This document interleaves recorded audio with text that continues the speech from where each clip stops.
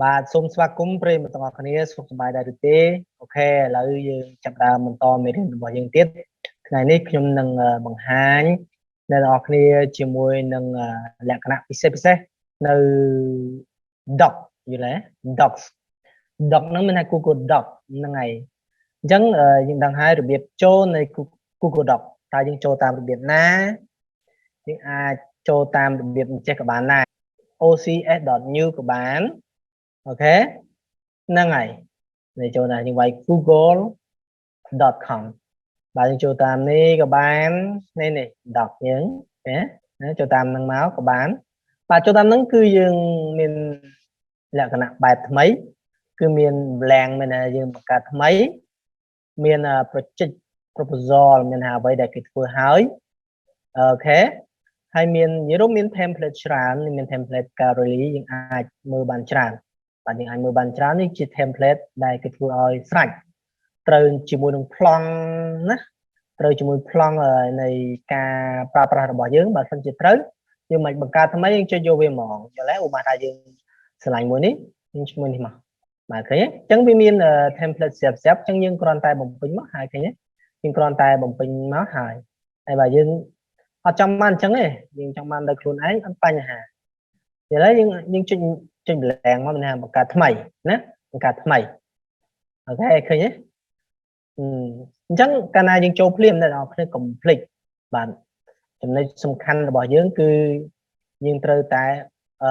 បង្កើតនៅ page setup មានន័យថាយើង set ទៅលើ page setup តើ page setup ហ្នឹងវាត្រូវនឹងក្បួនអីអញ្ចឹងអូនត្រូវចាំថានៅពេលដែលយើងបើកមកពេលដំបូងអ្នកនរគ្នាដំបូងកិច្ចការដំបូងបំផុតរបស់អ្នកនរគ្នាគឺដាក់ឈ្មោះបាទអញ្ចឹងខ្ញុំដាក់ថា doc បាទច្រៀងហ្នឹងខ្ញុំសេអញ្ចឹងឃើញទេបន្តមកខ្ញុំ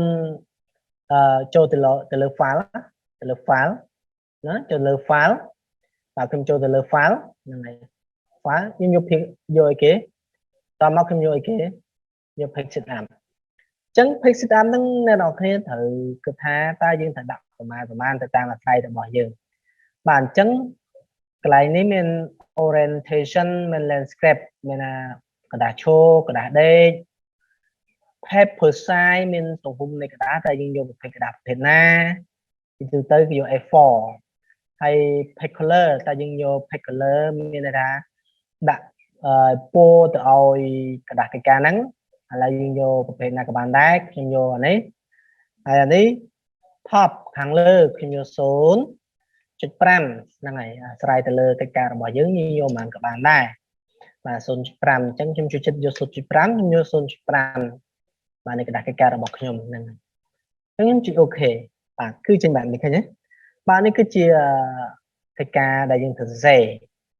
អញ្ចឹងបន្ទាប់ពីហ្នឹងមកយើងមានការងារច្រើនទៀតកន្លែងនេះខ្ញុំបានបញ្ចូលសិក្សារួចរាល់ហើយនៅវីដេអូមុន edit បាទតើតើមួយ edit បាទមាន path មានអីចឹងទៅអញ្ចឹង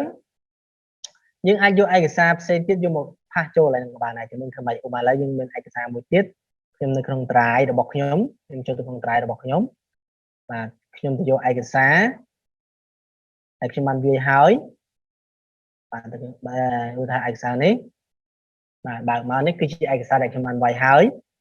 ជារមាត់សម្រាប់រៀនសិស្សអញ្ចឹងខ្ញុំគ្រាន់តែ select អញ្ចឹងដូចយើងនៅក្នុង Word ធម្មតាបាទយើងគ្រាន់តែ select អញ្ចឹងមកបាទ select អញ្ចឹងមកបាទយើងគ្រាន់តែ select អញ្ចឹងមកហើយ right click យកពាក្យ copy ឃើញទេហើយយកទៅ paste ទៅក្នុងឯកសារថ្មីរបស់យើងមក right click យកពាក្យ paste ឬក៏អ្នកនរគ្នាចូល edit យកពាក្យ paste ចាអូខេ paste មកឃើញទេ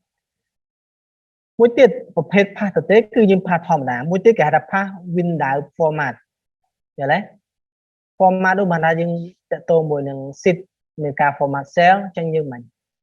យើងយកតែ paste មកបានហើយឧបមារូបមន្តរូបអីអញ្ចឹងយើងយកតែ paste មកបានហើយ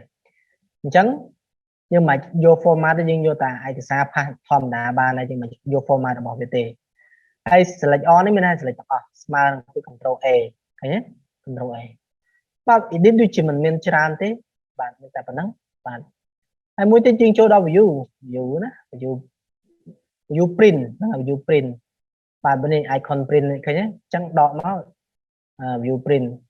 បាទ view print view layout print view ruler បាទ ruler ឃើញទេដាក់វិញមកឃើញនេះជា ruler នេះ ruler view document outline បាទ view មកឃើញទេoutline យើងឃើញ view show បាទនេះ view អីគេណា view អីគេ view equation បាទ view equation បាទ view អីគេ select break បាទ select break នឹងឲ្យ view មកនេះយើងអាច select បានប៉ុន្តែជាទូទៅយើងកុំបាញ់ដាក់ទាំងអស់យើងដកចេញវិញមកហ្នឹងហើយបាទ view ក៏មានប៉ុណ្ណឹងដែរអត់ច្រើនទេយើងចុច insert មាន image បាទ image អាចយកមកពី computer នៅក្នុង drive រូបភាពនៅក្នុង drive របស់យើង photo ហ្នឹងបញ្ជូនទៅគឺនៅក្នុង drive មានស្រាប់យើងយកមកហើយ upload ពី computer table បាទខ្ញុំបញ្ចូលពីពាក្យ table ហ្នឹងឧបមាថាយើងសរសេរឧបមាថាសរសេរ table វាមាន column មាន row ហើយឥឡូវយើងមានប្រហែល column ឧបមាថាតាក់ទងជាមួយនឹង column បាទ table នេះបាទគឺអានេះជួរដេកឃើញជួរដេកមានជួរដេកឃើញណាអញ្ចឹងជួរដេកមាន2 column មានប៉ុន្មាន1 2 3 4 5ឃើញទេអានោះហៅ table អញ្ចឹងយើងអាចវាយមកវាយនៅហ្នឹងទៅវាយក្បាលជាអត្ថបទជាអីចឹងទៅហើយយើងអាចបង្កើតថ្មីបានទៀតយើងអាច insert row អញ្ចឹងយើង select លើវាមក select មួយវាបានមកមួយហើយ insert row មកនេះ insert row ខាងលើឬក៏ insert row ខាងក្រោមមែនណាខាងលើមិនខាងលើអានេះខាងក្រោមវាឥឡូវយើងយកខាងក្រោមវាចេញមកខាងក្រោមឃើញទេយកមកនេះកហើយកអញ្ចឹងទៅអានេះខនេះគោអញ្ចឹងបើយើង select ទាំងអស់វាមកទាំង3ឃើញទេ3 row អញ្ចឹង right click នេះយក3 row ឃើញទេខាងលើឬក៏ខាងក្រោមឥឡូវខាងលើវាមកខាងលើកខគោឥឡូវយើងចង់បាន3 row ទៀតមកខាងក្រោមនៃកខគោហ្នឹងអញ្ចឹងយើងយក insert 3 row below ឃើញទេហ្នឹងគេហៅ insert row អញ្ចឹងយើងអាច insert មួយទៀតគឺ insert column ព្រោះបើយើងចង់ insert column បន្ថែមអញ្ចឹង select លើវាមក column អញ្ចឹង insert column មកនេះ column ខាងឆ្វេងដៃ column ខាងតែសំទោស column ខាងឆ្វេងដៃ column ខាងស្ដាំដៃយើងយកមួយណាយកទៅខាងឆ្វេងមកខាងឆ្វេងឥឡូវយើងចង់ខាងស្ដាំទៀតចុចខាងស្ដាំមកឃើញខាងស្ដាំឃើញទេលក្ខណៈមួយទៀតគឺតកតងជាមួយនឹង delete row អញ្ចឹងយើងចង់ delete វាយើង select វាមក select មក column វាមក row វាមកចង់មក row មក column អញ្ចឹងទៅ delete មក delete បាត់ឃើញទេចង់ delete row មកបាទ delete មក delete row ចង់ delete table ទាំងអស់ select វា delete table បាត់ឃើញ